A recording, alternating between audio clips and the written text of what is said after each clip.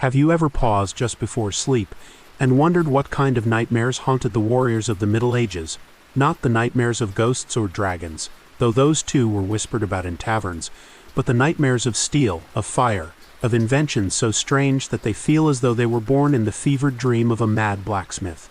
Tonight, I invite you to drift with me into that darkness. Imagine yourself not merely as a listener, but as a traveler stepping into a world where the clang of iron was constant, where the smell of smoke and sweat mixed with fear, and where weapons were not always rational or practical. Many were made to terrify as much as to kill. But before we begin this strange march through shadow and history, let me ask you to do something small. Take a moment right now and press the like button. Tell me in the comments where you are listening from. Are you lying in bed in New York? Are you driving through the quiet roads of Texas? Are you perhaps listening with headphones in a small apartment somewhere far away? And of course, if you feel truly ready to face the strange and the unsettling, press subscribe. Do it only if you are prepared to carry these stories with you into your dreams. Because once we step into this path together, the echoes of these weapons may stay in your imagination long after tonight. Now, close your eyes for a moment and picture this. You are standing on the walls of a medieval fortress. The night sky above you is a deep star-pierced black. Torches burn low, casting golden pools of light across the stone. Around you, soldiers shift nervously, their armor clanking softly as they move. Far below, beyond the moat, the enemy waits. You cannot see all of them, but you feel their presence. Thousands of men ready to advance, carrying tools of war that you have never seen before. They are not simply swords or shields. They are contraptions designed to make your heart seize with dread. They twist the familiar into something uncanny. Fire that refuses to die out, arrows that scream through the night, machines that groan like beasts. And here lies the truth about the Middle Ages. Warfare was not just about winning battles. It was about breaking wills. A weapon did not always need to kill to be successful. Sometimes it only needed to terrify, to make the enemy hesitate, to force their courage to wither. That is why, over centuries, inventors, soldiers, even priests and kings encouraged the creation of weapons that defied reason. They wanted tools that could frighten as much as they could wound. And so history recorded objects that sound like riddles: a shield that carried a lantern, a chain set aflame, an arrow made to whistle like a banshee, a wagon turned into a rolling fortress. As you listen, I want you to imagine not just what these weapons did, but how they felt. The cold weight of a mace in your hand, the unsettling glow of fire clinging to water, the creak of wooden wheels as a siege tower loomed against a city wall. Close your eyes and hear it, the beating of war drums, the shouts of men, the crackle of flames. Ask yourself, if you were there, standing among them, would you have fought bravely? Or would your knees have trembled at the sight of something so strange, so beyond explanation? The Middle Ages were never just a story of knights in shining armor. They were also a theater of fear, where the human imagination, desperate and cruel, gave birth to weapons that seemed to belong in nightmares. Some of them are remembered as legends. Some of them are confirmed in records and museums. And tonight, we will walk the line between history and myth. You will hear of fire that cannot be quenched, of arrows that sing as they fly, of machines that could hurl not just stones but the corpses of plague victims. These are not tales of honor. They are tales of survival, of desperation, of cruelty, and sometimes of comedy hidden within chaos. So take a deep breath. Let the room around you fade. Picture instead the shadow of a castle wall, the weight of a sword at your side, the endless uncertainty of a battlefield where anything could happen. The hour is late, the world is quiet, and your mind is ready. Together, we will step into the strangest corners of medieval warfare. And from this moment forward, you may never look at the word weapon the same way again. Close your eyes and picture the sea. A Byzantine warship glides across the water, its hull creaking, sails straining under the wind. The soldiers on board are tense but confident, for they carry something more terrifying than swords, more devastating than arrows. At the bow of the ship sits a device that looks like a dragon's snout, bronze, curved, and fitted with hidden pipes. From within, a crew works frantically with bellows and pumps, their hands blackened with soot, their clothes damp with oil. Suddenly, a shout rings out. The weapon is ready. With a hiss like 1,000 snakes, the bronze nozzle erupts. What pours forth is not just fire, it is living fire. Flames leap outward, thick, sticky, clinging to everything they touch. They race across the surface of the sea, as if water were nothing more than dry wood. Enemy ships burst into flame. Soldiers scream, dive into the waves, only to find the fire dancing atop the water, clinging to their armor, wrapping them in a death shroud that no amount of thrashing can extinguish. This was Greek fire, the nightmare of the medieval Mediterranean. And here lies the mystery. No one alive today truly knows what it was. Was it naphtha mixed with resin and sulfur? Was it quicklime or saltpeter? Some scholars whisper it may have been an early form of petroleum weapon. But whatever the formula, it was a secret guarded as fiercely as any crown jewel.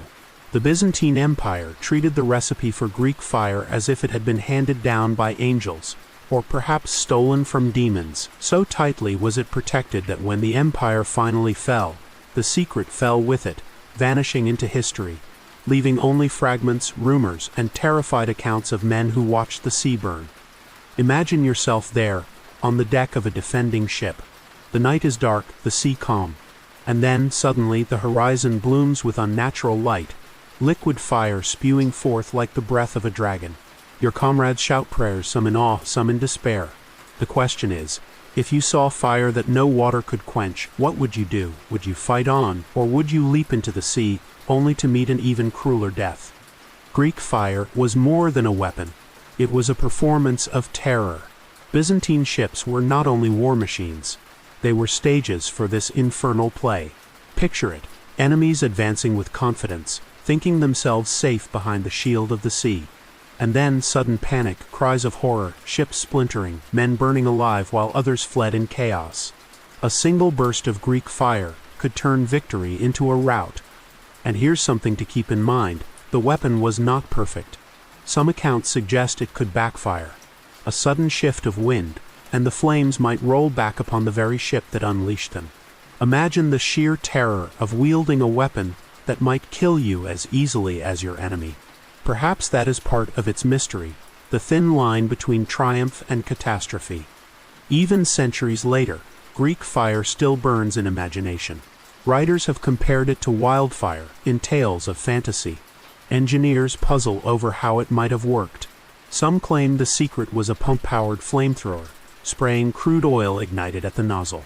Others believe it was a chemical cocktail that ignited spontaneously upon contact with water. We will never know for certain. And maybe that is what makes it truly frightening, not knowing, even as you imagine flames that crawl across the waves eating the sea itself. Close your eyes again. Hear the shrieks, the crackle of burning sails, the desperate splash of men leaping into their deaths. Somewhere in the distance, a monk whispers that this is the wrath of God. A soldier mutters that it is the devil's own breath. And you, what do you believe? Was Greek fire the gift of heaven, or a curse dredged up from the pits of hell? Picture yourself on a moonlit battlefield. The ground is damp, the smell of blood and smoke lingers in the air, and the silence between clashes is broken only by the distant cries of men. Suddenly, from the enemy's line, you see something spinning, something alive with fire. It is not an arrow. It is not a torch. It is a chain, glowing, wrapped in rags soaked with oil, set ablaze and swung through the air like a comet that has fallen to earth. The flaming chain was never a standardized weapon recorded neatly in armories. Instead, it was a desperate invention, the kind of tool a soldier might craft in the chaos of war. Imagine a length of heavy iron chain, the kind used to anchor gates or bind wagons. Now imagine wrapping its ends with cloth dipped in pitch or resin, igniting them, and then swinging the whole thing above your head. The result, a whirlwind of sparks, heat, and sheer terror. Think of what it would be like to face such a weapon. A flaming chain hisses as it cuts the air, embers scattering in every direction. The sound alone is enough to rattle your courage, a whiplash roar like the scream of a vengeful spirit. Soldiers advancing with shields suddenly hesitate, for their wooden defenses might catch fire. Horses panic, rearing and throwing riders. Even the bravest knight cannot help but flinch as fire lashes unpredictably toward his face. And yet, the flaming chain was as dangerous to the wielder as it was to the enemy. One wrong swing, one moment of fatigue, and the fire could wrap back upon its master, searing flesh, setting clothes alight. In some accounts, soldiers who attempted to use such weapons ended up consumed by their own flames. It was a gamble, a weapon that embodied both courage and madness. But here is where the story turns strange. Some chronicles describe flaming chains used not simply as weapons, but as psychological theater. Imagine a midnight raid, a group of warriors lighting chains and swinging them as they charge.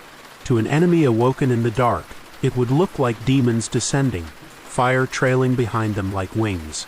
Was it truly effective in killing? Perhaps not always. But did it terrify? Absolutely. And sometimes terror is more valuable than blood. Let me ask you something. If you were in that moment, shields up, sword ready, and you saw a warrior approach, fire whirling around him like a halo of destruction, would you hold your ground, or would you feel your feet slip backward, your instinct begging you to flee from the impossible sight of fire-made flesh? There is even a strange humor in it. Imagine the poor soldier chosen to wield such a weapon, his comrades laughing nervously as he wraps his chain, whispering, "Good luck surviving your own trick." War has always balanced between fear and absurdity. Perhaps the flaming chain was both, a tool of chaos and a performance that mocked the logic of battle. We do not know how common these weapons were. Some historians argue they were rare, improvised, used only in moments of desperation. Others believe they may have been ritualistic, designed to frighten more than to kill. What we do know is this: the image of a flaming chain survived in folklore, in drawings, in whispered stories. And like many weapons of the Middle Ages, it walked the boundary between practical invention and nightmare vision. So tonight, as you lie in your bed, imagine the glow of fire arcing through the darkness, the metallic rattle of chains, the hiss of flame.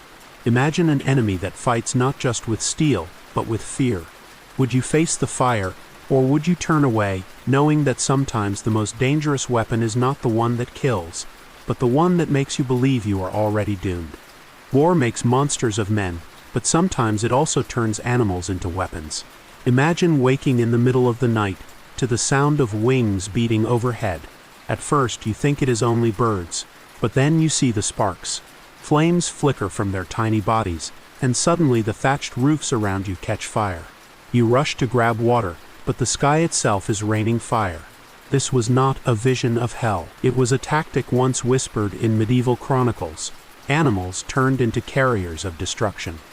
One of the strangest stories comes from accounts of armies tying burning cloth to the backs of birds, then releasing them above enemy cities. The idea was simple. The birds seeking shelter would fly back to their nests, often under the eaves of wooden buildings. The result: fires erupting from within the very heart of the town, chaos spreading faster than soldiers could react.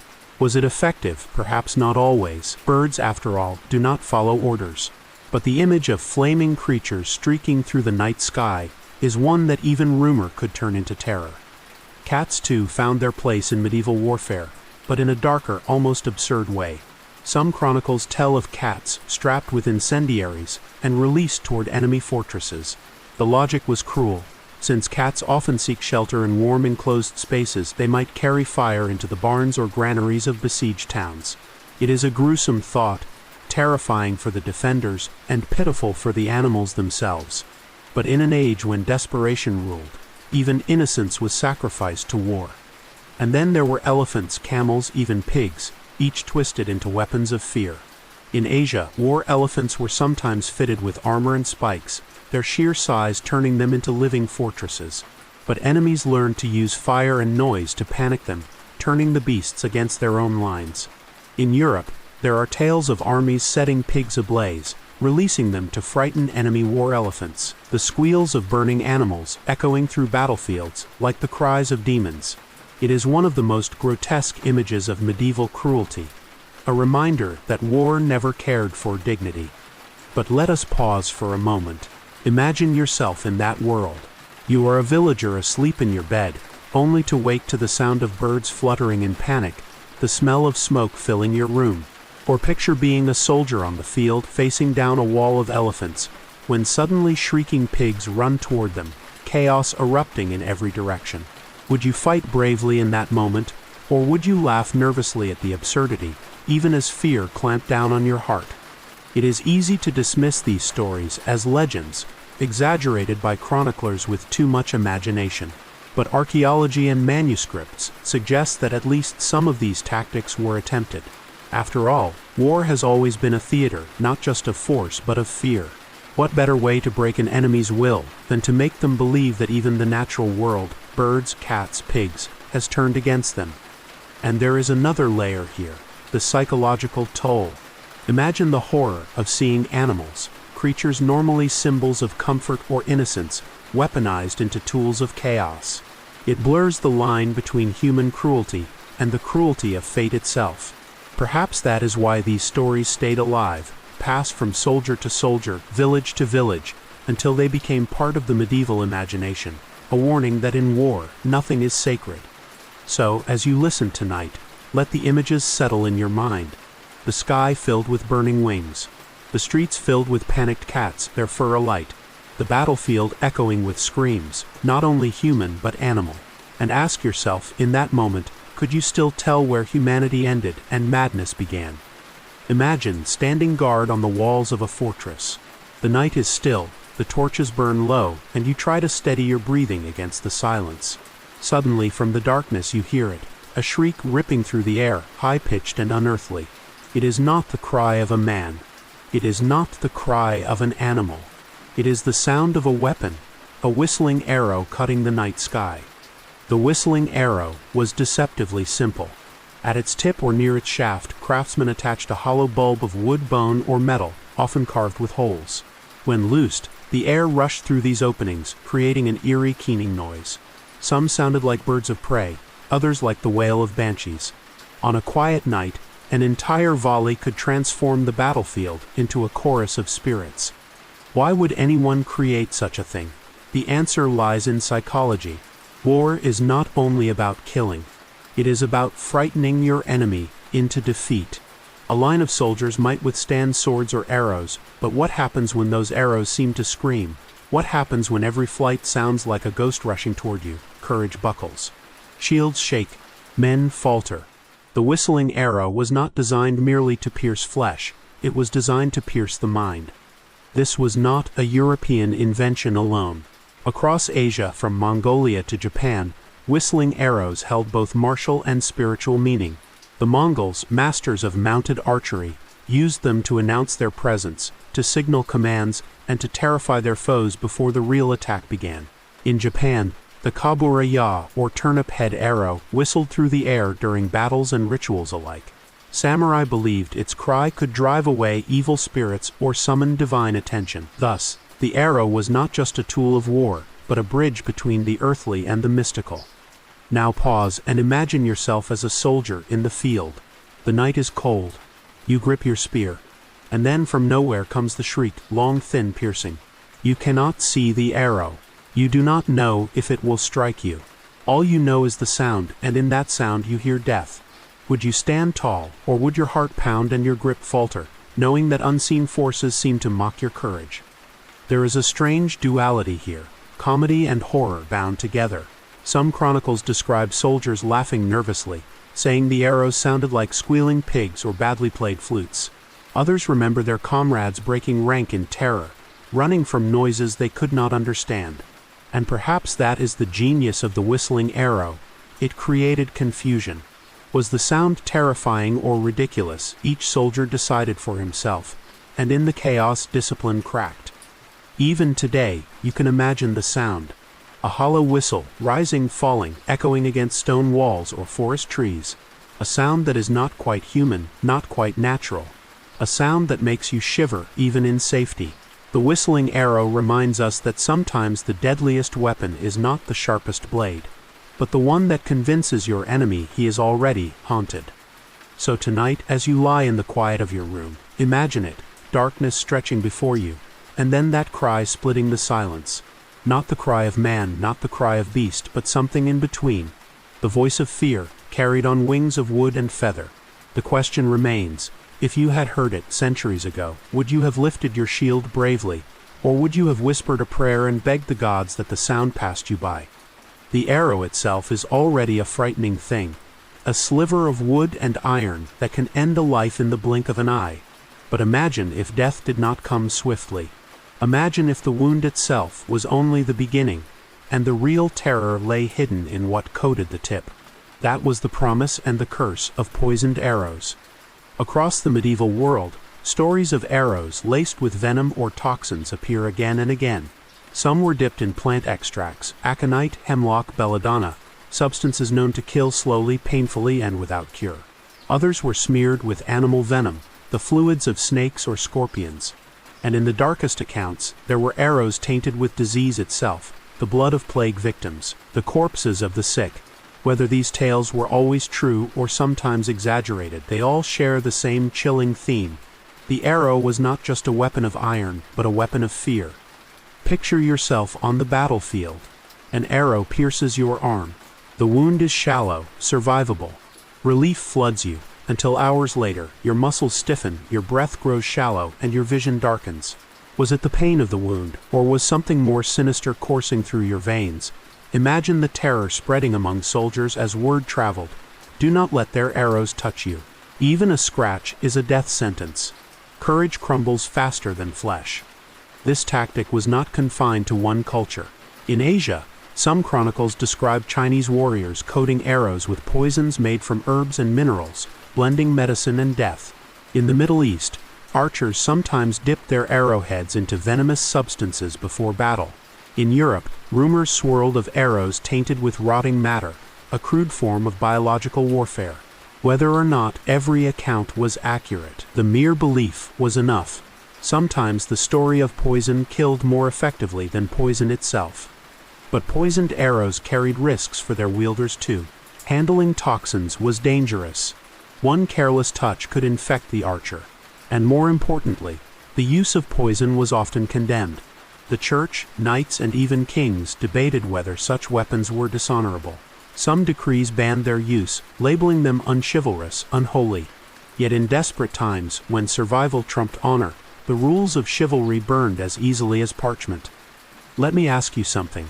If you were a soldier in that age, would you prefer to die quickly by the clean cut of a sword, or slowly gasping from poison you never saw? Which is the greater cruelty? The strike that ends in an instant, or the wound that makes every heartbeat a reminder of death approaching? And there is something almost supernatural about poisoned arrows. They transform a simple weapon into something invisible, intangible. You cannot see the poison. You cannot hear it. But you fear it. That fear spreads faster than fire, faster than steel. In many ways, the poisoned arrow was more a curse than a weapon, a whisper of doom that followed wherever it was used. Close your eyes tonight and imagine a quiver rattling at a soldier's side, each arrow tip glistening with something dark. A wound that should mean nothing suddenly becomes everything. You look at your comrade, struck down by the smallest scratch, and you wonder if your own body is safe, or if death already sleeps inside you. Would you fight on bravely, or would you feel your courage poisoned before the arrow ever struck? Close your eyes and imagine standing on a battlefield, not in Europe, but in ancient China. The air is thick with dust. Drums thunder in the distance, and banners whip in the wind. You raise your shield expecting arrows or spears. But what comes toward you is unlike anything you have ever seen. A soldier charges forward holding what looks like a spear, yet at its tip bursts flame and smoke. It is as if a dragon has been bottled into a weapon. This was the fire lance, one of the earliest gunpowder weapons in human history. The fire lance began as a simple bamboo or metal tube strapped to a spear. Inside, soldiers packed gunpowder, bits of metal, or shards of porcelain. When lit, the lance would erupt in a short burst of flame, smoke, and shrapnel. Imagine facing that, the sudden roar, the blinding flash, the searing heat. Even if the flames did not kill, the shock alone could unnerve the bravest warrior. For soldiers accustomed only to swords, arrows, and catapults, the fire lance was nothing less than sorcery. Think about it. For centuries, war was defined by muscle and steel. Then, here came a weapon that spat fire. It was not elegant. It was not reliable. But it was terrifying. The fire lance transformed the battlefield from a clash of men into a theater of chaos. Horses bolted. Shields cracked. Soldiers stumbled, coughing through clouds of smoke as sparks rained around them. If Greek fire was the sea's nightmare, the fire lance was the land's dragon. But beyond its fearsome effect, the fire lance holds another significance. It was the ancestor of firearms. From this crude invention, just a tube, powder, and a spark, came muskets, rifles, and cannons. The fire lance was the moment when war stepped out of the age of wood and steel and into the age of chemistry and explosions. In that sense, every bullet fired today is a distant echo of that first burst of fire on a Chinese battlefield. Now, imagine yourself again. You are a soldier facing this strange weapon. Would you believe it to be natural, or would you whisper that your enemies had summoned demons? Would you laugh at its awkwardness, knowing it might misfire, or would you fear the dragon's breath scorching your skin before you could lift your blade? The fire lance, like so many strange medieval weapons, lived in the space between reality and nightmare. There is even a touch of comedy in the chaos. Some records describe fire lances sputtering out, leaving their users standing awkwardly with little more than smoking sticks. Others note how their short range meant they were sometimes more dangerous to the wielder than the enemy. Imagine being that soldier, charging bravely, only for your weapon to cough smoke and then go silent, while your opponent stares in confusion before cutting you down. War, after all, is rarely without irony. Yet despite its flaws, the fire lance marked a turning point. It was proof of human imagination pushing beyond the ordinary, of men seeking to harness the elements themselves. Flame, smoke, thunder, these were once the language of gods. With the fire lance, they became the tools of men. And from that moment, the world of war would never be the same again. So tonight, as you listen, imagine that first eruption, a burst of fire, a dragon's roar captured in bamboo. Soldiers stumbling back, eyes wide, unsure if they face men or sorcerers. The battlefield glowing with sparks, the smell of sulfur heavy in the air.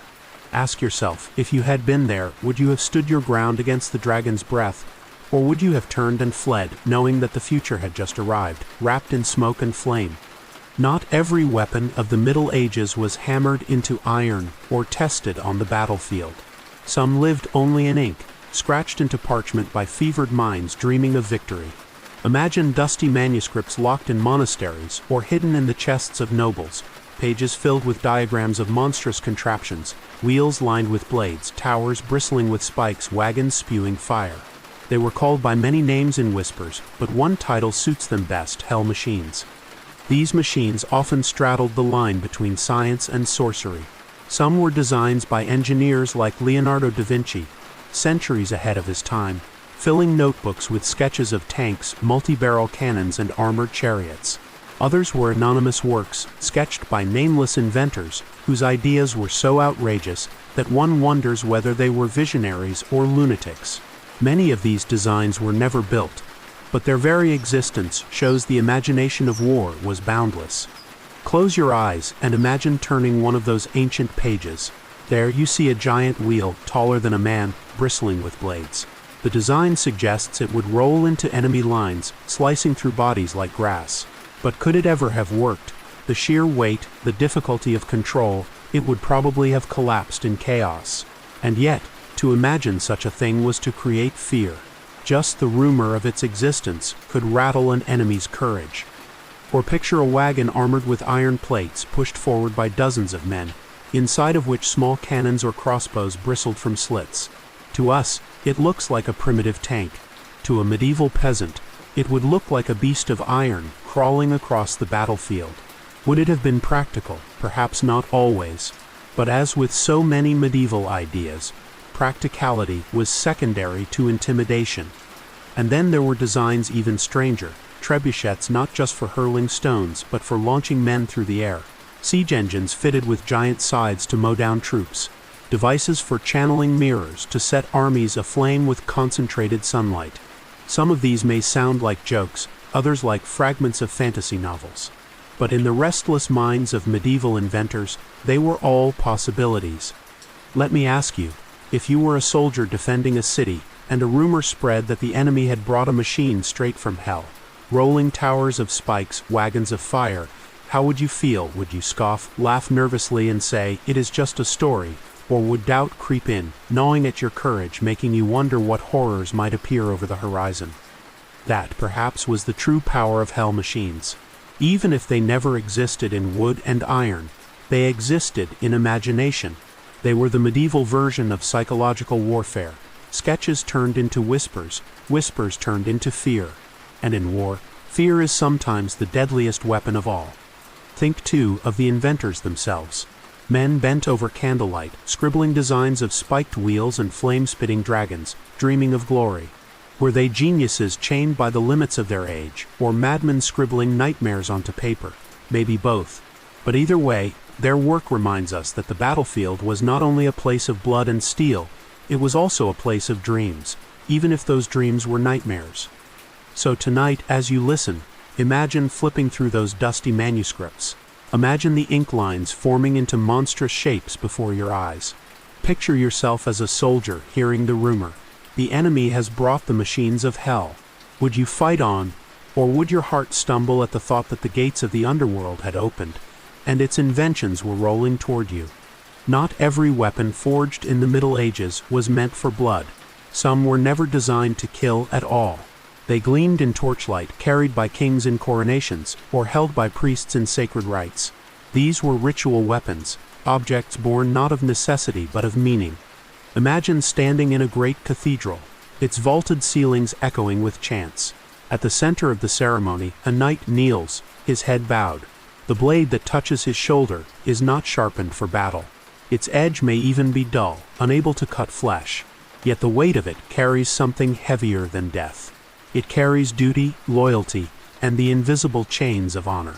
In that moment, the sword is not a weapon. It is a key, unlocking a man's new life as a knight. Ritual weapons came in many forms. There were ceremonial swords too large or ornate to be practical, etched with prayers, gemstones, and golden hilts. There were axes and spears crafted not for combat but for parades, their blades wide, their surfaces polished to mirror brightness. Some cultures even forged triple-bladed daggers, not to stab but to impress, to intimidate, or to invoke mystery during rituals. These weapons existed to inspire awe, not wounds. But symbols have power. Picture a king lifting a ceremonial sword before his army, its golden surface catching the sun. Soldiers cheer, not because the blade could kill, but because it seemed to hold divine blessing. To them, that sword was proof that God himself marched with them. And when belief turns into conviction, it can move men more effectively than any iron blade. There is also a mystical side to ritual weapons. In some traditions, swords used in knighting were believed to absorb the prayers spoken over them. In others, blades forged for sacred ceremonies were never to be drawn in anger, for to do so would curse the wielder. Imagine being handed such a weapon. Would you keep it polished and hidden, respecting its purpose, or would you be tempted to swing it in battle, testing whether holiness could also cut? Of course, not all ritual weapons stayed harmless. Some kings carried ceremonial blades into war, turning symbols into instruments of bloodshed.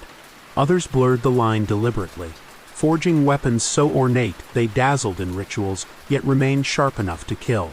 War and faith have always been intertwined, and ritual weapons walked the border between them. Let me ask you, if you were a knight in that era, kneeling in candlelight as the flat of a sword pressed to your shoulder, would you feel pride, fear, or both? The blade is not cutting you, but it is binding you nonetheless. Perhaps that is the truest danger of ritual weapons, not in flesh, but in spirit. They change men, turning commoners into warriors, rebels into lords, mortals into symbols. So tonight, as you lie in your bed, imagine those weapons gleaming in the light of ceremony. They do not drip blood. They do not scream with fire. Yet they hold a power deeper than death, the power to shape identity, destiny, and history itself. On the open battlefield, weapons were meant to be seen, swords gleaming, banners flying, cannons roaring. But in the shadowed halls of castles, in the cramped alleys of cities, and in the chambers of kings, another kind of weapon lurked. These were not forged for armies. They were crafted for one purpose only: betrayal. They were the strange, often ingenious tools of assassins. Imagine a wooden cane in the hand of a nobleman, harmless, even dignified. But inside its polished shaft lies a narrow blade, hidden, waiting. With a quick twist, the cane becomes a dagger, ready to plunge into the unsuspecting. Or picture a book bound in leather, its pages hollowed to hide a stiletto. In the flicker of torchlight, who would suspect that words could conceal death? Some of the strangest assassin weapons came from disguise. There were daggers built to fold, collapsing into smaller pieces that could be hidden in sleeves. There were palm daggers, short blades strapped against the hand, invisible until the final strike. Even jewelry could become lethal. A ring with a hidden compartment for poison, or a clasp that released a needle tipped with venom. But perhaps the most chilling were the weapons of poison itself. Imagine a goblet raised in toast, its wine tainted by a few drops of invisible death, or a letter, its ink mixed with toxins, waiting for the touch of skin. In medieval courts where intrigue was constant, assassination was an art as much as a crime. A single meal, a single handshake, could become the stage for murder. Now, place yourself in that world. You are a knight, armored and ready for war. But the true danger may not be on the battlefield. It may be in the feast hall, where a smile hides a dagger, where a friend's toast hides a poison. Which would you fear more, the roar of a charging army, or the silent touch of betrayal from across the table? There is something almost absurd in these contraptions. Some folding daggers snapped shut too quickly, injuring their owners. Hidden blades might refuse to open when needed most. Poison rings could leak, killing the assassin instead of the target. History is filled with accidents where treachery turned back on its master. And yet, the very possibility of such weapons kept fear alive. Kings and queens lived in paranoia, never sure if the next gift, the next banquet, the next handshake would be their last. Let me ask you, if you were a ruler, would you fear the armies beyond your walls, or the shadows within them? Would you guard your gates or your goblets? Betrayal often kills more kings than open war. Assassins' weapons remind us that not all battles are fought with honor. Some are fought with whispers, with secrets, with tricks hidden in plain sight. And in the Middle Ages, when power was fragile and loyalty was bought as easily as bread, these weapons thrived. So tonight, as you drift toward sleep, imagine that polished cane, that jeweled ring, that goblet of wine. They look harmless, even beautiful. But beneath their surfaces lies death, silent and patient. The battlefield has its terrors, but in the halls of power, treachery was the sharpest blade of all. The name sounds almost beautiful, does not it? Morning Star. It evokes images of sunlight breaking through clouds, of hope and renewal. But on the medieval battlefield, the Morning Star was anything but gentle. It was one of the most brutal weapons ever swung by human hands, a club crowned with iron spikes, capable of crushing skulls and puncturing armor in a single blow. Picture it, a long wooden haft heavy in your grip. At the end, a ball of iron studded with sharp spikes, each one gleaming faintly in torchlight. You swing it downward, and the momentum carries with unstoppable force. Against bone, it shatters. Against steel, it dents. Against a man, it ends the fight before it begins. Unlike a sword, which requires precision, the Morning Star rewards brute strength. Even a poorly aimed strike could maim. But here lies the strange paradox. The Morning Star was as dangerous to its wielder as it was to the enemy. Its weight demanded skill and endurance. A mistimed swing could throw you off balance. Strike too close and the spikes might catch your own armor. In some accounts, men who lacked control injured themselves, their own weapon betraying them in the frenzy of battle. Imagine yourself as a soldier holding such a weapon. Would you feel empowered, knowing one swing could end an opponent, or would you feel fear, knowing one mistake could spell disaster? That tension made the Morning Star more than just a weapon, it was a gamble. There was also a psychological side to it. Picture an armored knight on horseback, seeing a peasant rise up not with a sword, but with a spiked ball on a stick. The sight alone was unnerving. This was not the elegance of chivalry. This was raw, violent survival. The Morning Star was a weapon that screamed chaos. Some versions were even mounted on chains, turning them into flails, though historians debate whether those were practical or mostly ceremonial.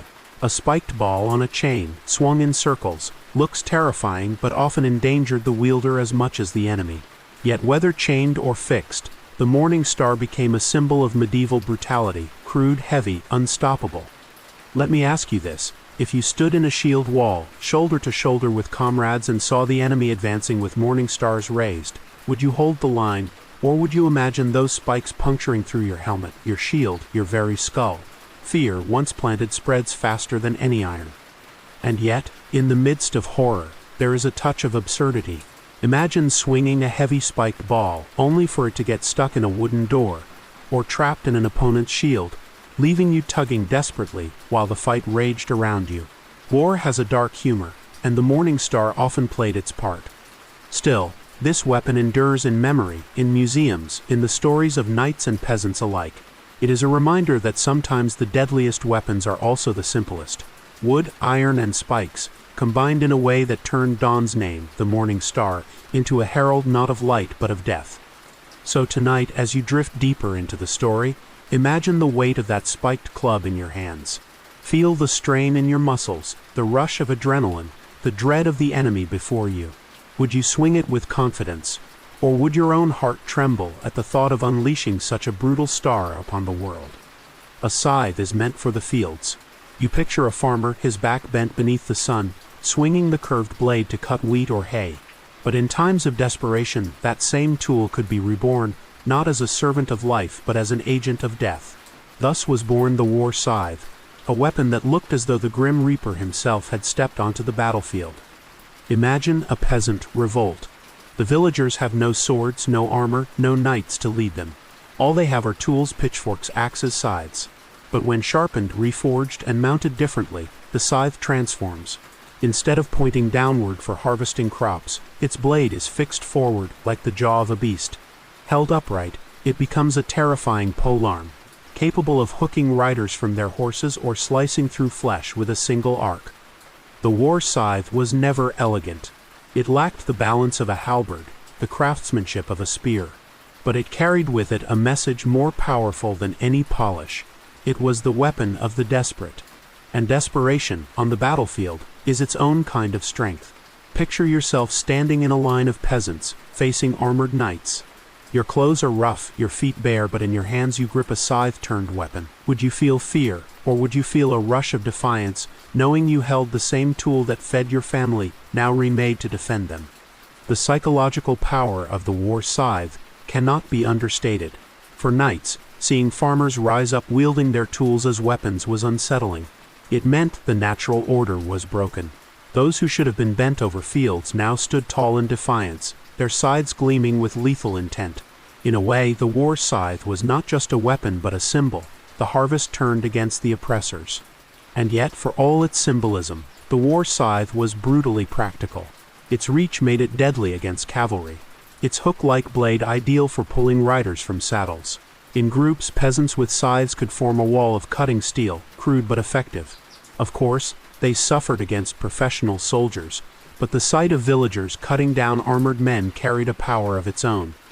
Let me ask you, if you were a knight, riding confidently into battle, and you saw not soldiers but farmers, men and women carrying scythes sharpened for war, would you laugh? Or would you shiver, realizing that hunger and anger can forge a sharper edge than steel alone? There is something chilling about the war scythe, because it reminds us of how thin the line is between peace and violence. A tool for bread can become a tool for blood. A symbol of life can become a symbol of death. And perhaps that is why the war scythe lingers in imagination even today. It embodies the moment when ordinary people, armed only with desperation, refuse to bow. So tonight as you rest, imagine those curved blades glinting in torchlight. Picture a field, not of wheat but of warriors, each swinging the same arc as if harvesting souls instead of grain. Would you stand with them, barefoot and unarmored, trusting in defiance? Or would you stand against them, armored but uneasy, wondering if destiny itself had turned the farmer's tool into the reaper's hand? On the battlefield of the Middle Ages, nothing loomed larger or stranger than the trebuchet. Towering over men and horses, these great engines of war were both marvels of engineering and monsters of destruction. They hurled not arrows, not spears, but entire boulders across vast distances. When one launched, the earth itself seemed to tremble, and defenders on castle walls would watch with dread as the stone grew larger and larger in their vision until it shattered into the ramparts. But the trebuchet was more than just a catapult. It was a symbol of ingenuity turned terrifying. Unlike the simpler torsion-powered engines of antiquity, the trebuchet relied on the elegance of counterweight physics. Imagine a massive beam, one side weighted with stones, the other cradling a sling. Release the arm, and the counterweight dropped, flinging the projectile with deadly accuracy. With enough size and power, a trebuchet could send a 200-pound stone flying over 300 yards. That is not just engineering. That is medieval artillery at its most terrifying. And what did they hurl? Stones, yes, but also stranger things. Chronicles describe diseased carcasses, burning pitch, beehives, even severed heads. Imagine the psychological horror of looking out from a fortress tower and seeing not just rocks, but the rotting body of your own comrade soaring through the air toward you. War was never content with brute force. It always sought to poison the mind as much as the body. Now picture yourself as a defender. The day begins quiet. You stand guard, sunlight warming the stone beneath your boots. Suddenly you hear a distant creak, the groan of timber pulled taut. You know what comes next. Your heart stutters as you see the great arm swing, the sling whip forward.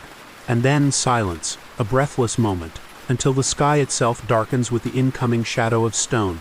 Would you stand steady, or would your legs betray you, running from a fate you could not stop? Trebuchets also carried with them a strange kind of comedy. Accounts tell of projectiles misfiring, stones dropping straight down and smashing their own operators. Some stories claim soldiers even hurled cows or pigs for sheer mockery, turning war into grotesque theater. Imagine the defenders' confusion when instead of a stone, a cow came sailing over the wall. Laughter mixed with terror, because behind every absurdity was still the threat of death. The trebuchet was also a tool of patience. Unlike the quick clash of swords, its work was slow and relentless. Day after day, it battered walls, breaking not only stone but also the will of those inside. Siege warfare was psychological. Every crash reminded defenders that their time was running out, that no wall could stand forever. Let me ask you, would you rather face a quick battle in the field where courage might turn the tide, or endure weeks behind stone walls, listening to the steady, merciless pounding of a trebuchet, which would truly test your spirit, the sword you can see or the boulder you cannot stop? Tonight, as you listen, picture the giants of wood and rope standing silent in the distance. Picture their arms swinging, their slings cracking, their stones soaring. Picture not just walls crumbling, but morale shattering. The trebuchet was not just a machine, it was the voice of inevitability, whispering to every soldier on the wall, your time will come. Your walls will fall. When we picture medieval sieges, we often imagine stones flying, ladders climbing, and battering rams smashing against gates. But for defenders on the walls, one of the most infamous weapons at their disposal was far simpler, far more primal. Boiling oil poured down upon the enemy. The image is vivid, armored soldiers pressing forward, shields raised, torches and ladders in hand. Above them, defenders prepare cauldrons, heated over roaring fires. When the moment comes, the contents are tipped forward, cascading down like liquid fire. The scream of men scalded alive mixes with the roar of battle. Armor meant to protect becomes a prison, trapping heat against flesh. But here's the curious truth. Historians debate how often boiling oil was actually used. Oil was expensive, far too valuable to waste in rivers of defense. More often, boiling water, quicklime, molten pitch, or heated sand were used instead. Sand in particular, when heated red hot, could slip beneath armor, searing skin in ways even oil could not. Yet the legend of boiling oil endured, perhaps because it was more terrifying to imagine than the alternatives. Imagine yourself as one of those soldiers climbing a ladder toward the battlements. You know arrows may rain down, stones may fall, but what if a cauldron tips? You feel every step tighten your chest, every creak of the ladder a reminder of what waits above. And then the splash, the hiss, the sudden, unbearable heat consuming you before your sword ever reaches the wall.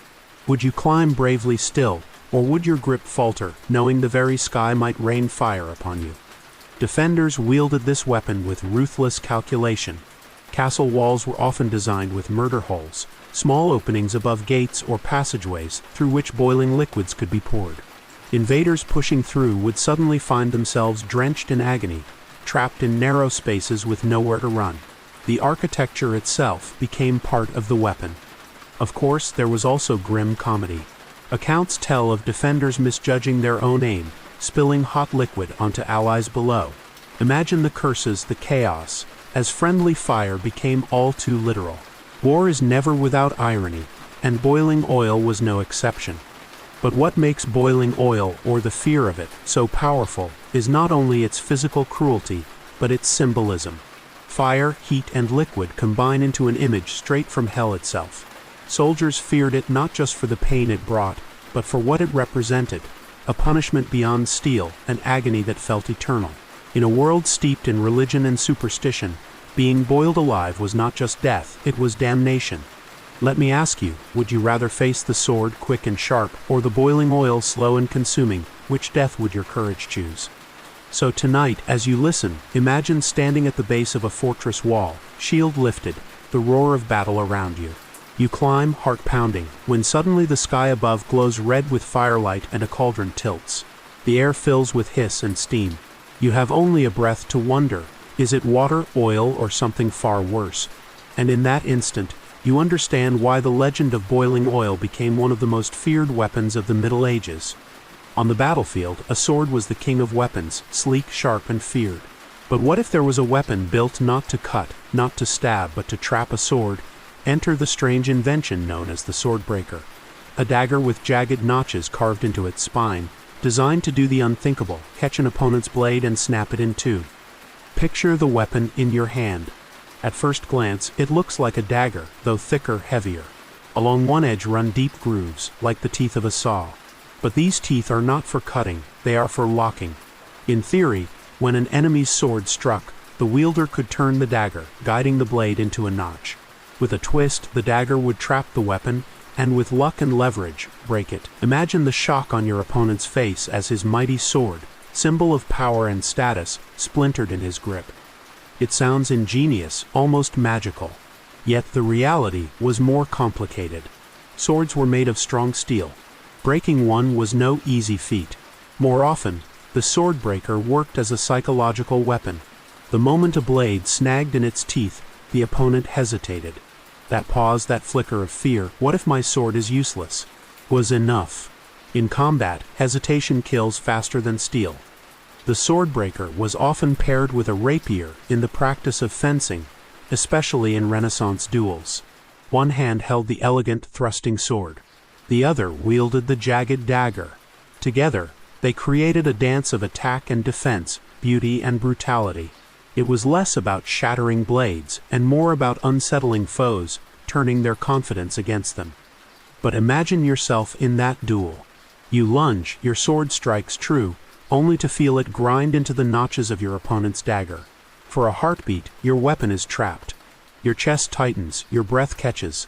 In that frozen instant, your enemy smiles. Would you pull back in panic or press forward, risking everything? There is even humor hidden here. Some historical accounts suggest that the swordbreaker rarely broke swords at all. Many fighters mocked it as a gimmick, saying it was more likely to chip blades or snag clothing than shatter steel. Picture two duelists, blades clashing, one fumbling awkwardly, as his notched dagger catches only fabric, tearing his opponent's sleeve instead of his weapon. The crowd laughs, the tension breaks. But in war, even ridicule can be deadly. Still, the swordbreaker holds a place in the gallery of strange weapons because of what it represented, defiance against the very symbol of knighthood. The sword was noble, honorable, exalted. The swordbreaker was its opposite, ugly, jagged, designed to humiliate as much as to kill. It turned elegance into rubble, pride into panic. Let me ask you, if you lived in that age, would you trust your life to such a weapon? Would you step into the arena with a dagger of teeth, daring to snare the blade of an enemy who might kill you in a heartbeat, or would you cling to the certainty of steel, unwilling to gamble your fate on a weapon of trickery? Tonight, as you listen, imagine the clash of steel echoing in torchlight. A rapier darts, a dagger twists. Sparks fly, and for one brief moment the swordbreaker catches hold. The audience gasps. The opponent falters. Whether or not the blade truly snaps, fear has already done the work. And in the end, perhaps that was the swordbreaker's sharpest edge, not its teeth but its ability to break courage itself. If the crossbow was already feared as a peasant's equalizer against knights, then imagine it enlarged to monstrous proportions. Enter the giant crossbow, an oversized war machine that looked less like a handheld weapon and more like a siege engine. These titans were designed to launch enormous bolts or sometimes stones, capable of piercing walls, splintering shields, or skewering multiple men in a single shot. Imagine standing on a fortress wall and seeing it wheeled into place, a wooden frame taller than a man, with thick cords twisted like the sinews of a titan.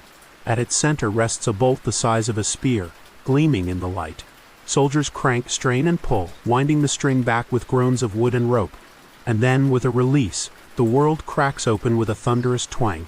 The bolt flies, hissing like a dragon's breath, and slams into its target with devastating force. The idea was simple: scale up the terrifying accuracy of the crossbow. But the reality was often more complicated. The sheer size made giant crossbows cumbersome. They required teams of men to load, and their rate of fire was slow compared to trebuchets or catapults.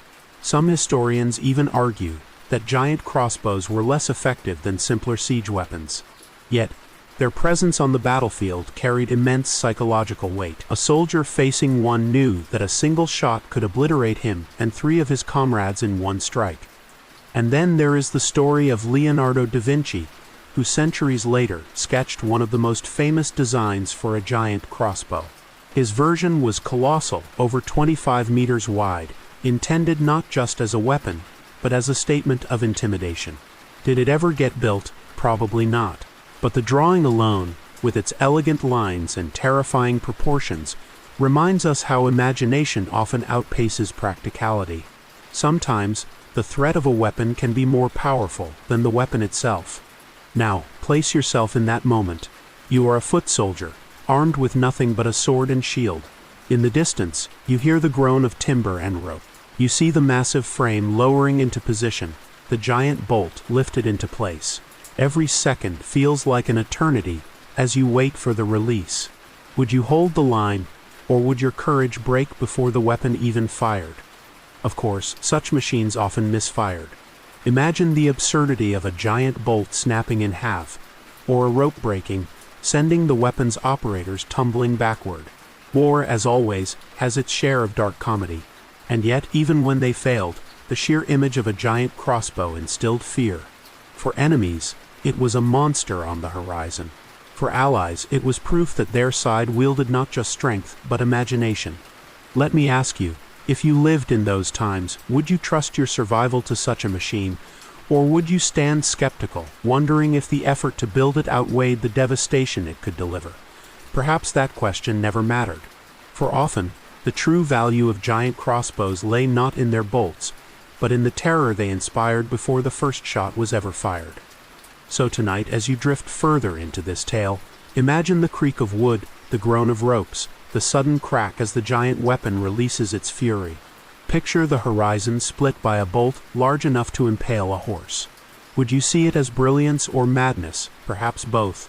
In the end, the giant crossbow was not only a weapon of war, it was a testament to human ambition, reaching for the impossible, one deadly shot at a time. There is something both beautiful and terrifying about fire. It dances, it warms, it lights the darkness, but it also devours without mercy. Now imagine that fire not in a hearth, but strapped to the shaft of an arrow, pulled taut against a bowstring. The release comes, and suddenly the night sky is alive with streaks of flame. This was the weapon that haunted medieval battles and sieges alike, the flaming arrow. At first glance it seems simple. Wrap cloth around the arrowhead, soak it in pitch, resin, or oil, then set it alight. But to launch fire is never simple. The archer must time his shot, for the flame can burn too quickly. The wind might snuff it out, or worse, blow sparks back onto the shooter's hand. Yet when it worked, the effect was unforgettable. Imagine standing on the walls of a wooden fortress, looking out into the night, when 100 fiery streaks rise like shooting stars in reverse. They arc high, then descend upon roofs, towers, barns, igniting chaos wherever they fall. The flaming arrow was less a weapon of precision, and more a weapon of terror. Against armored men, its fire mattered little. But against cities of timber and thatch, against barns filled with hay, against ships with sails dry as tinder, it was devastating. In naval battles especially, flaming arrows could turn wooden fleets into floating infernos, trapping sailors between fire and water. There is also the sound to consider. Accounts describe the hiss of burning cloth, the crackle as the flame caught air mid-flight. Defenders watching the sky saw not just arrows, they saw omens, streaks of fire that seemed almost divine. In a superstitious world where comets were seen as harbingers of doom, flaming arrows carried more than heat. They carried dread. Now, put yourself in that moment. You are a villager, asleep in your thatched cottage. Suddenly, you wake to shouting. You rush outside, and the sky is raining fire. Arrows land on rooftops, in stables, in granaries. Flames leap from building to building, faster than water can quench. Do you grab a bucket, knowing it is hopeless? Do you flee with your family, leaving behind everything you own? Or do you simply stand frozen, watching the heavens themselves seem to burn? Of course, not every flaming arrow worked as intended. Some sputtered out mid-air. Some broke apart before landing. There are even tales of archers setting their own quivers aflame by mistake, sending comrades scrambling in panic. War, as always, found room for both horror and absurdity. Yet for all their flaws, flaming arrows endured for centuries because they embodied something primal. They transformed the bow, a weapon of silent precision, into a torch hurled across distance. They turned the night sky into a battlefield of stars and fire.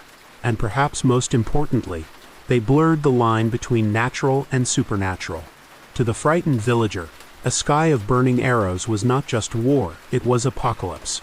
Let me ask you, if you were there, would you see those streaks of fire as weapons or as signs from the heavens? Would you fight harder, convinced the gods had abandoned you, or collapse in despair, believing the world itself was ending? Tonight, as you drift deeper into the story, imagine the hush of a night broken by the whistle of arrows, the sudden bloom of flame on rooftops, the air thick with smoke. The flaming arrow was never just about destruction. It was about fear, spectacle, and the reminder that sometimes the deadliest weapons are the ones that make the sky itself seem to turn against you. When you think of a wagon, you might picture a humble cart carrying grain or hay, drawn by horses across a quiet countryside. But in the chaos of medieval battlefields, wagons sometimes transformed into something far more sinister. Spiked war wagons, rolling fortresses bristling with blades and iron. Imagine a wooden wagon reinforced with thick planks, its wheels armored with iron, and its sides lined with sharp spikes. From within, soldiers with crossbows or pikes could fire out while remaining protected. To the enemy, the sight was both strange and terrifying. A moving barricade, a wall that advanced instead of standing still. In some cases, these wagons were chained together to form wagon forts, entire mobile defenses that could stop cavalry charges in their tracks. But then came the more bizarre versions, wagons deliberately outfitted with scythe-like blades on their wheels, designed to mow down enemy ranks as they roll. The image is grotesque yet strangely theatrical. Wooden behemoths trundling forward, spikes spinning, soldiers screaming as they are caught beneath. Whether these worked as intended or were more fantasy than fact, they remind us that medieval warfare often blurred the line between practical weaponry and nightmare invention. Consider the Hussite wars of the 15th century, where wagon forts became legendary. The Hussites, often outnumbered, used war wagons to devastating effect. They formed defensive circles of wagons, each bristling with weapons, creating a kind of mobile fortress. Cavalry that once seemed unstoppable suddenly found itself crashing against wooden walls, unable to penetrate. The humble wagon had become a revolutionary weapon. Now, picture yourself facing such a contraption. You charge with your comrades, lances lowered, only to see the wagon walls open like jaws, spears thrusting out. Arrows rain from firing holes.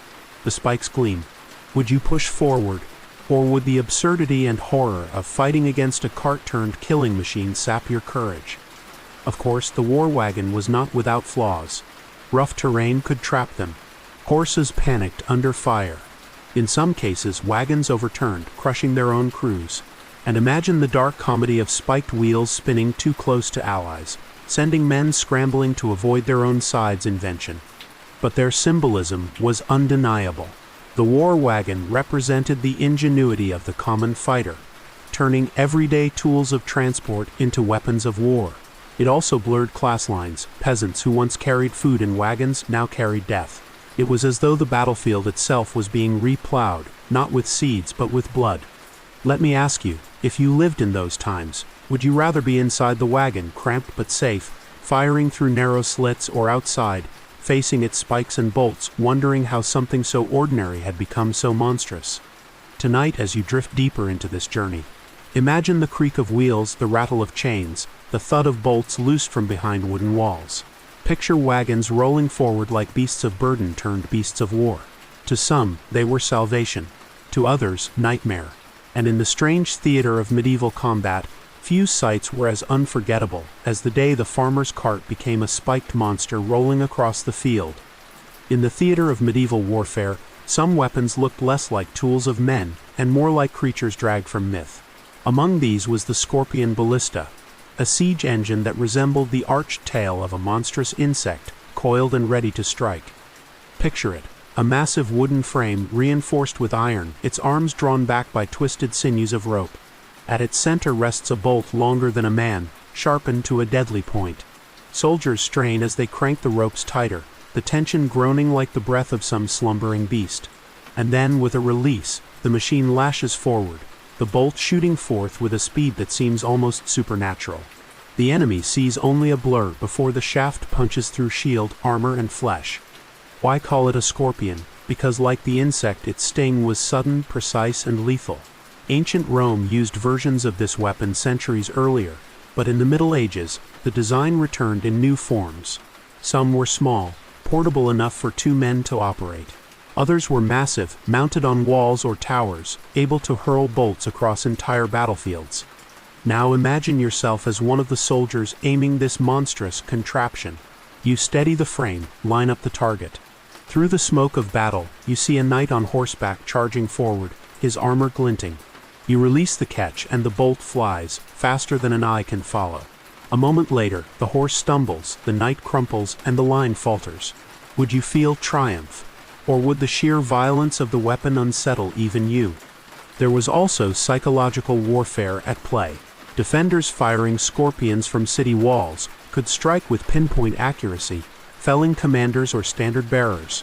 Imagine the dread of seeing your leader fall, not in the chaos of melee, but from a single shot that seemed to pierce destiny itself. The weapon did not just kill bodies, it fractured morale. Of course, no weapon is without flaws. The scorpion ballista was complex to maintain, its ropes susceptible to weather, its wooden frame straining under repeated use. Sometimes it misfired catastrophically, sending bolts sideways or snapping with deadly recoil. One can almost laugh at the absurdity. A weapon designed to slay the enemy turning instead on its own crew. War, as ever, found humor in tragedy. Yet the image lingers. The scorpion ballista was more than wood and rope. It was an embodiment of fear.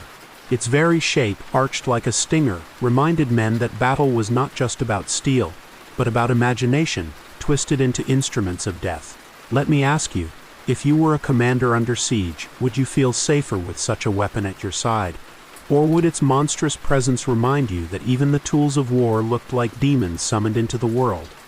Tonight, as you rest, picture the battlefield lit by torches and fire. Picture the scorpion drawn back, its sinews creaking, its bolt poised like venom in the dark.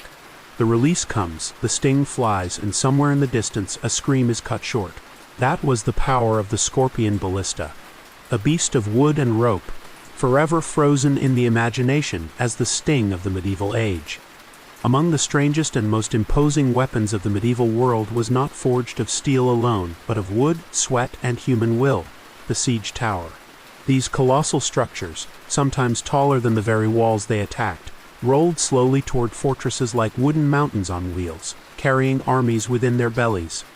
Picture it, a towering frame of timber, covered with hides soaked in water to resist fire, creaking forward across the battlefield. From its many levels, archers loose arrows, crossbowmen reload in unison, and soldiers wait within, shielded from missiles raining down. At its peak, a drawbridge hangs poised like a predator's jaw. When the tower reaches the wall, the bridge slams down, creating a path for men to storm across. To defenders above, it feels like the fortress itself has been challenged by a rival fortress, alive and advancing. Siege towers inspired awe, but also fear. Their very presence forced defenders to change their tactics. No longer could they rely only on height, for now the enemy had built his own artificial hill. Imagine yourself standing atop a castle wall, as the shadow of such a tower falls across you, growing larger with every creak of its wheels. Would you loose your arrows in desperation, or simply stare in disbelief, wondering how such a mountain could move? Yet the towers were far from perfect. They were slow, cumbersome, and vulnerable to terrain. Mud could trap them. Fire could devour them despite their soaked hides. Ingenious defenders sometimes dug trenches to stop their wheels or hurled flaming projectiles to set them ablaze. And of course, there is dark humor in imagining a grand tower stuck in a ditch, its soldiers trapped inside like ants in a broken nest, while defenders laugh from above. Still, when they worked, siege towers could turn the tide of war. In battles across Europe and the Middle East, they allowed attackers to overwhelm fortresses thought impregnable. To soldiers crammed inside, the experience must have been surreal, climbing stairways within a moving building, listening to the creak of wood and the pounding of stones outside, waiting for the moment the bridge would crash down into enemy walls. Now ask yourself, would you rather be inside such a tower, climbing toward the unknown, or outside on the wall, watching a wooden mountain roll closer and closer? Which role carried more terror, the attacker who advanced in confinement or the defender who faced a living wall? The siege tower was not just a weapon. It was theater. It was the embodiment of defiance, of human determination to rise to any height, literally. In its strange grandeur, it reflected both genius and folly, courage and fear. Tonight, as you let your thoughts drift, imagine the creaking of enormous wheels, the muffled voices of soldiers within, the slam of the bridge as it meets the stone battlements.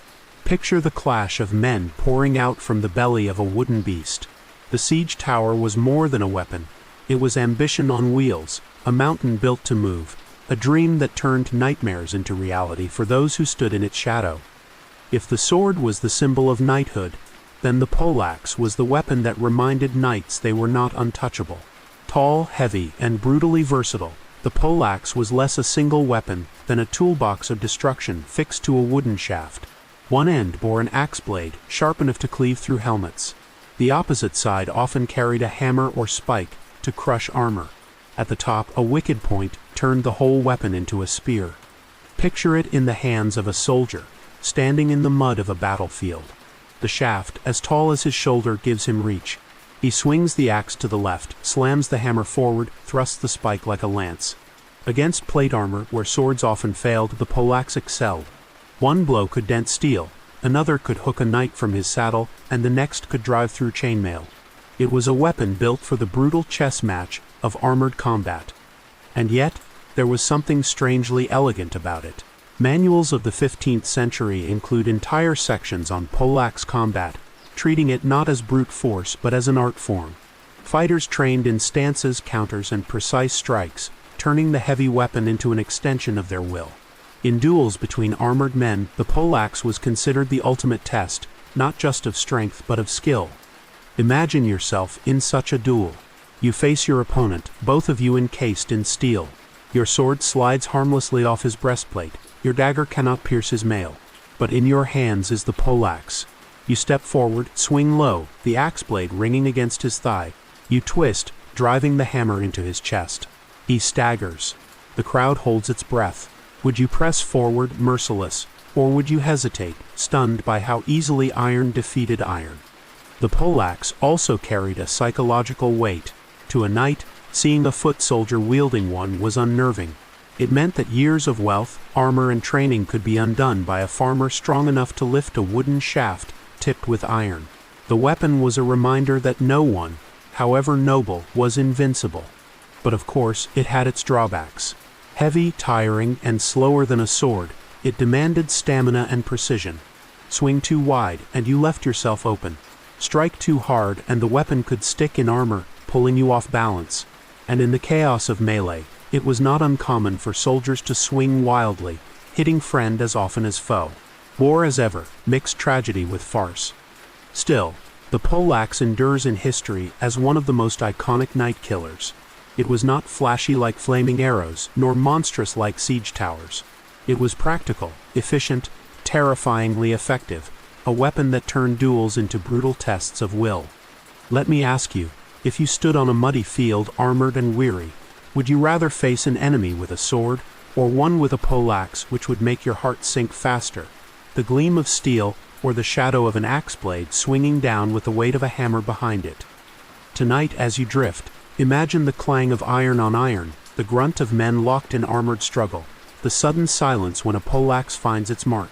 The weapon was not merely wood and metal, It was proof that in the brutal world of the Middle Ages, survival belonged not just to the noble, but to whoever wielded the sharper tool of reality.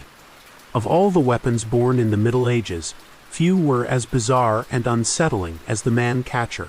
While swords were built to cut and arrows to pierce, the man-catcher was built for something stranger, to trap a person alive. Imagine a long pole topped not with a blade, but with a metal collar shaped like a giant two-pronged fork. The inside edges were sometimes spiked, sometimes padded with iron. Its purpose to pin a rider, lock around his neck or arm, and drag him down from his horse. Picture yourself on the battlefield. You charge forward on horseback, lance aimed true, the ground thundering beneath hooves. Suddenly, from the press of men, a pole rises, the metal fork snapping closed around your chest. You lurch sideways, balance broken. In an instant, you are wrenched from your saddle, slammed into the mud, helpless. Not slain, not bleeding, just caught, like a rabbit in a snare. The strangeness of the man-catcher lay in its intent. In a world obsessed with killing, this was a weapon designed for capture. Knights, after all, were worth more alive than dead. Ransoms could be demanded, hostages used as leverage. And so, this awkward-looking contraption became a tool not just of war, but of economy. A single captured knight could buy an entire season's worth of supplies. But let us not overlook the terror it inspired. To a proud warrior, death might be preferable to humiliation. Imagine the shame of being hauled off the field like livestock, your captor jabbing the pole forward to control you while comrades jeered. Would you rather die a noble death by the sword, or live as a prize, paraded before your enemies? The man-catcher also appeared in policing and crowd control. In later centuries, similar designs were used to subdue rioters without killing them, though the spikes of medieval versions meant capture often came with blood. Its long reach made it effective against mounted men, but clumsy in close quarters.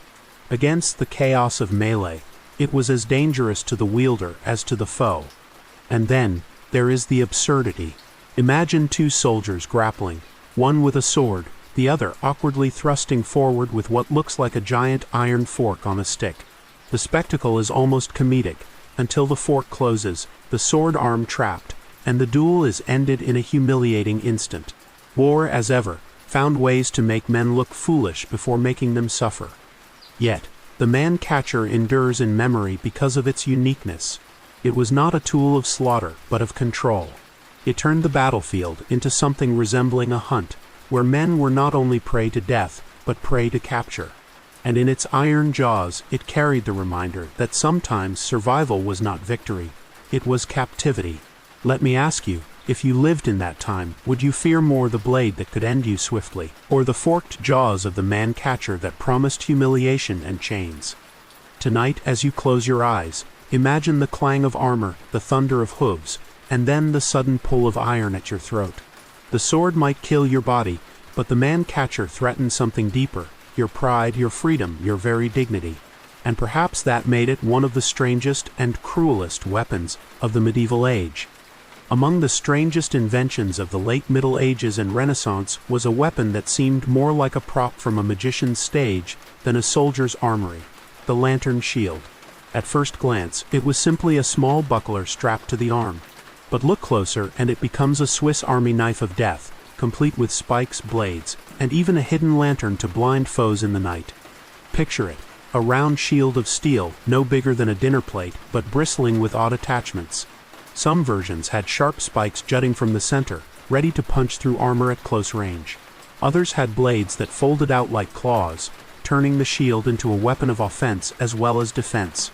And in its strangest form, a small lantern was mounted behind a metal flap. In darkness, the flap could be snapped open, flooding an opponent's eyes with sudden light, momentarily blinding him before the shield's edge or spike struck home. Now imagine yourself walking a Renaissance street at night, danger lurking in every shadow. Your hand rests not on a sword alone, but on this bizarre contraption. A thief lunges from the dark. You flick open the flap, the lantern bursts light into his eyes. For a heartbeat, he falters. In that instant, your shield surges forward, spike catching his chest. Would you laugh at the absurdity, or marvel at the ingenuity? The lantern shield was not a battlefield weapon so much as a duelist's trick. Popular in Italy where urban fights were common. Manuals of the period even depict men practicing with them, shield lanterns strapped to arms, rapiers in the other hand. It was as much about style as survival, turning combat into a dance of light and steel. But as clever as it sounds, one must wonder, how often did it truly work? A lantern's flame was weak compared to daylight. A skilled opponent might not be fooled, and carrying a miniature sun strapped to your arm was hardly subtle. There is humor in imagining a would-be assassin trying to sneak. Lantern shield glowing faintly through the dark, giving himself away before the fight even began. Still, the lantern shield endures in memory because it represents the creativity and eccentricity of the age. It was an era when weapons were not just tools of killing, but symbols of ingenuity, flair, and sometimes vanity. In a duel, to pull out a lantern shield was to declare not only your intent to fight, but to fight with spectacle. Let me ask you, if you lived then, would you trust such a contraption? Would you strap a lantern, a spike, and a blade to your arm, hoping your enemy would be dazzled into defeat? Or would you prefer the simplicity of steel and skill, trusting your own eyes rather than tricks of light? Tonight, as you listen, imagine the narrow streets of Florence or Venice, lanterns flickering in windows, shadows stretching long. Two men meet under the moon. One raises a rapier, the other a strange shining shield. The flap snaps open, light bursts forth, and in that brief confusion, steel meets flesh. The lantern shield was more than weapon, it was theater, a duel fought as much with surprise as with strength. Not all medieval weapons were swung by hand or rolled across the battlefield. Some drifted silently on the water, waiting to unleash hell itself.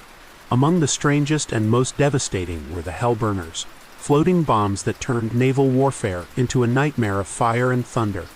Picture it, a seemingly ordinary ship, its hull stuffed with barrels of gunpowder, pitch, tar, and oil. Hidden within, fuses snake through compartments like veins of fire waiting to awaken. On the outside, the vessel looks like any other trading ship or war barge.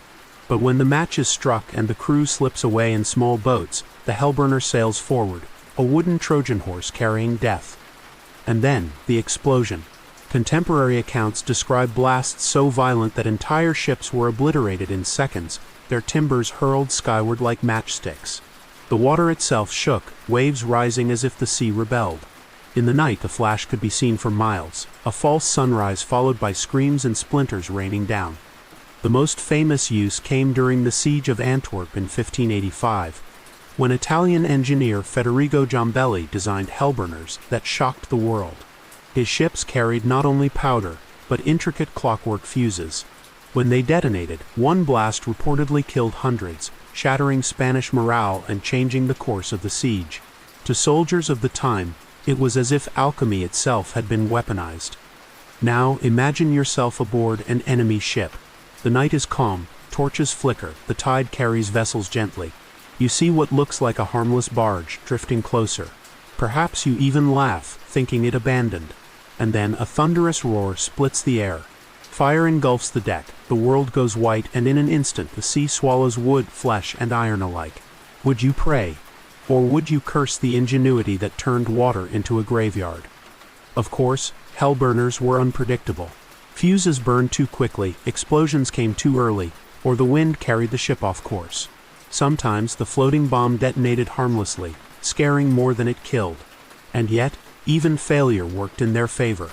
The mere rumor of Hellburners was enough to make sailors panic, abandoning ships at the sight of an empty vessel drifting their way. Terror, after all, is as potent as fire. There is also grim humor in imagining the chaos. Picture defenders cheering as an empty ship approaches, eager to loot it, only to realize too late that the prize is packed with death. Or sailors rowing desperately as their own fuse sparks too soon, shouting curses to the engineer whose timing betrayed them. War was cruel, but it often laughed even as it burned. Hellburners remind us that medieval warfare was not just about blades and arrows. It was about spectacle, fear, and innovation. They were weapons that combined the sea's vastness with mankind's desire to control fire. Floating bombs turned rivers and harbors into death traps, and they whispered of a darker future, when explosives would redefine every battlefield. Let me ask you, if you lived in those times, would you dare to board a drifting ship at night, knowing it might be packed with hell itself? Or would you flee at the sight of any unmanned vessel, forever haunted by the memory of thunder and flame? Tonight, as you let your imagination drift, picture the still waters broken by a sudden roar. Picture the night sky lit as though the sun had risen twice. Picture men crying out, some in triumph, some in terror, as the sea itself burned. That was the Hellburner, part ship, part bomb, part omen, that made sailors fear not only their enemies, but the very waters beneath them. We have walked together through a gallery of the strange, the terrifying, and the absurd. From fire that clung to the sea, to carts bristling with spikes, to shields that doubled as lanterns, the weapons of the Middle Ages were more than tools of war. They were mirrors of the human spirit. They revealed our ingenuity, our desperation, our cruelty, and even our humor. The question remains, why do these strange inventions still fascinate us today? Perhaps because they remind us that war was never just about victory or defeat. It was about fear, spectacle, and survival. Each weapon was an answer to a question no one wanted to ask. How far will we go to conquer or to endure? Think back to the Greek fire, blazing like liquid dragon's breath across the waves. Was it science, sorcery, or both? To the men who faced it, the difference hardly mattered. Or the man-catcher with its humiliating iron jaws, proof that sometimes living through battle was worse than dying. Or the lantern shield, half theater, half weapon, turning combat into a performance of light and fear. Each invention stretched the boundary between practicality and imagination. And then there is the thread that binds them all, psychology. A sword kills one man, but a trebuchet hurling diseased corpses or a rain of flaming arrows kills courage in the hearts of hundreds. Fear spreads faster than fire, sharper than steel. The strangest medieval weapons were often the most effective, not because of their mechanics, but because of what they made men believe. Now pause for a moment and place yourself among them. Which would you fear most? Would it be the sudden sting of the scorpion ballista, its bolt faster than sight, or the slow, agonizing dread of boiling oil poured from above?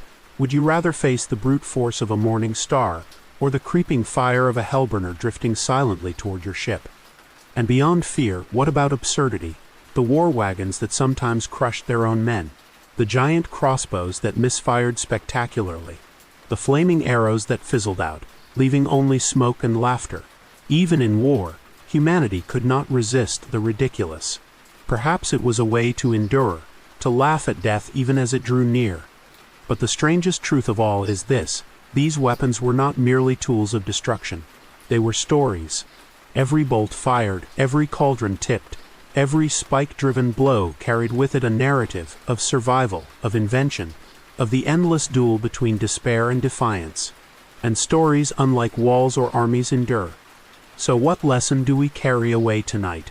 That human beings, for all their brilliance, often turn imagination into terror. That war breeds not only swords and shields, but fire-breathing ships and cages on poles.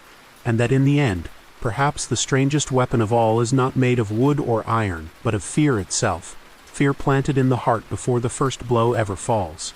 As you drift now toward sleep, let the images fade, the sparks of flaming arrows, the shadows of siege towers, the roar of hellburners on the water. Let them dissolve into dreams, reminders of a past where men fought with both steel and strangeness. And as morning comes, remember, the weapons may be gone, but the questions remain. What will we invent next, and will it be to protect or to destroy? Thank you for walking this long road of iron and fire with me tonight. If these stories stirred your imagination, tell me, which of these strange weapons fascinated you the most? Or perhaps, which one would you least wish to face in the dark of battle? Share your thoughts in the comments, and let me know what stories of history, mystery, or invention you would like to explore next. Until then, rest well, dream deeply, and remember, history never truly sleeps.